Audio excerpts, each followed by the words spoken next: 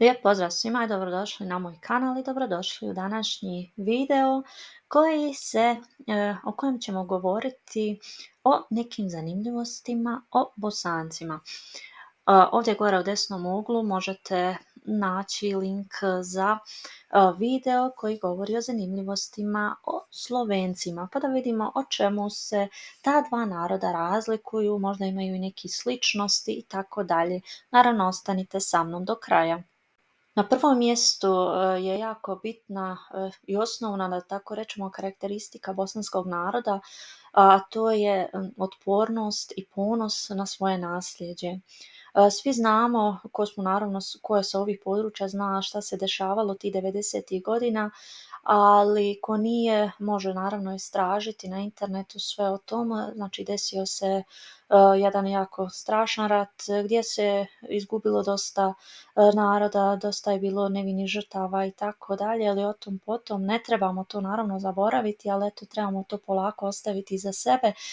Bosanski narod mislim da radi na tome da polako sve popravi šta je od tog, odnosno šta su posljedice bile od tog rata, radi na tome da obnovi, popravi i što je materijalno i duhovno, da tako rečemo.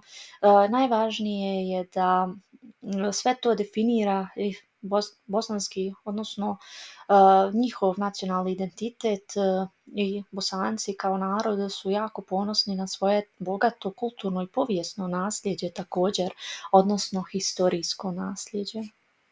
Na drugom mjestu je još jedno bogatstvo naroda, a to je multikulturalni identitet. To znači da Bosanci kao nacija su mješavina etničkih grupa, Bošnjaci, Hrvati, Srbi, dakle muslimani, katolici i pravoslavni kršćani, odnosno pravoslavci.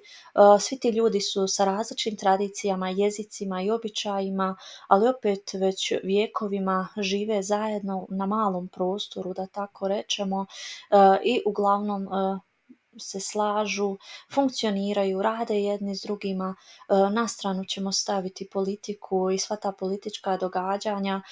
Ovo je mišljeno samo na normalne ljude koji žive zajedno i funkcioniraju zajedno.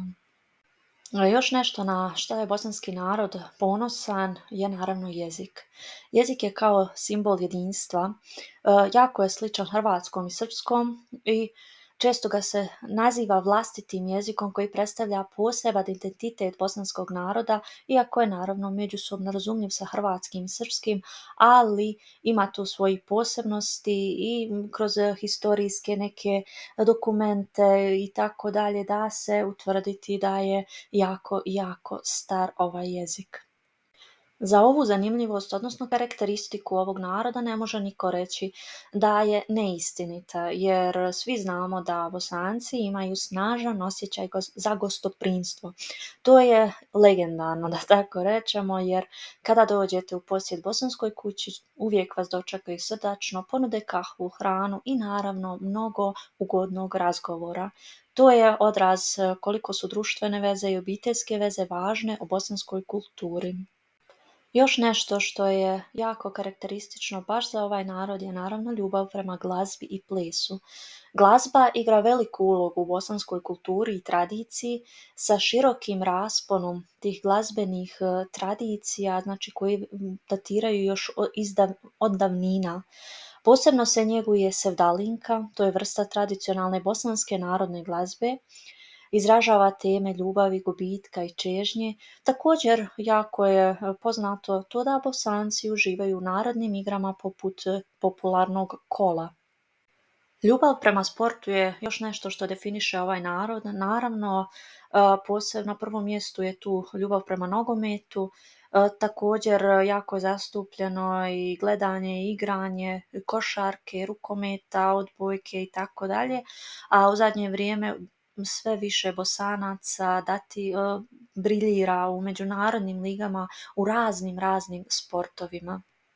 Pored sporta, ljubav prema kafi je nezaobilazna, znači ovo ne smijemo zaboraviti reći, jer to je baš nešto što obilježava ovaj narod, jer važan je dio društvenog života. Ovdje kafa nije samo piće, to je događaj. Uglavnom se poslužuje u maloj ukrašenoj šoljici, odnosno finđanu, kako već ko naziva, a zajedničko ispijanje kafe je dugogodišnja društvena tradicija. Uobičajeno je provoditi sate i sate razgovarajući uz kafu. Naravno, kako trenutno je došlo vrijeme nekog užurbanog života, to nije više tako slučaj da svakidašnji da se tako dugo sjedi i ispija kafe. Naravno, pogotovo u tim malim ukrasnim šoljicama.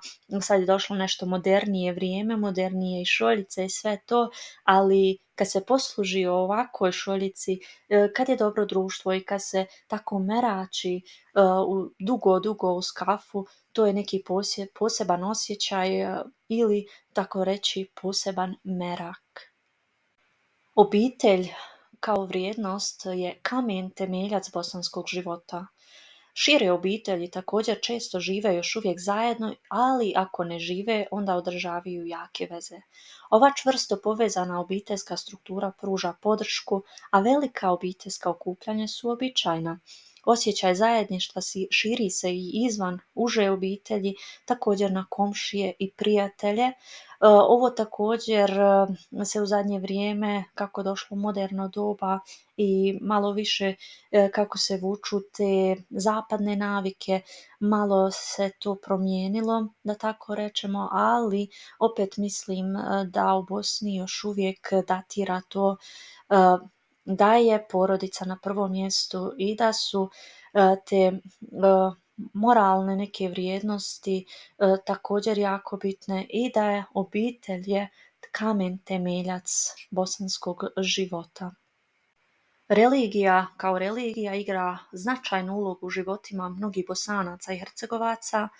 Kao što smo već ranije rekli, većina Bosanaca su muslimani, katolici ili pravoslavci, ali također postoje i druge religije, posebno u većim gradovima poput Sarajeva, u kojima žive najrazličitije religije, nacije i tako dalje. I opet naglašavamo, svi žive zajedno na malom prostoru. Dakle, zajedno žive, zajedno rade, funkcioniraju i sve je u najboljem redu kada su ljudi. Još nešto po čemu su Bosanci i Hercegovci jako poznati je to da vole pripovijedati puno i da su jako humorističan narod. Šta to znači? Znači da vole pričati priče, bilo da se radi o historijskim događajima, obiteljskim iskustvima ili ipak šaljivim anegdotama. Mnogi Bosanci imaju reputaciju dobrih pripovjedača koji mogu unijeti humor čak i u najteže situacije. Mislim da je ovo jako dobra osobina nekog naroda, jer i u najtežim trenucima sve okrenu na šalu i tako se ti teški trenuci lakše nekako prebrode. Hvala vam za gledanje još jednog videa na mom kanalu. Ako vam se svidio video, lajkajte, komentarišite i naravno pretplatite se besplatno na kanal. Pogledajte i ostale videe na mom kanalu i naravno svako dobro.